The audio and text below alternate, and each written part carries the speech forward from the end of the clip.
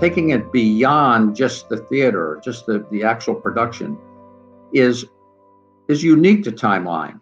Not that other theaters don't do history-themed plays from time to time, but this is consistent. Coming out of one of Timeline's plays makes you want to go, look things up, find out more. It's an emotional thing as much as an artistic element. People want to feel that they're really connected.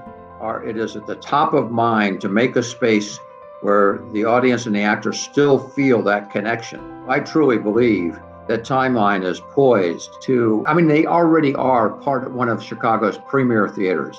The reviews they get, the reputation they have, they're just not as visible. And I know that with this new facility, they're going to join the ranks of the top tier Chicago theaters. I was so impressed as I got more involved and ultimately when I came on the board, to see that they have run a very financially sound organization and takes their business management as seriously as their artistic management. This is an enduring institution. It's another reason that I'm going to continue to be a major supporter of Timeline.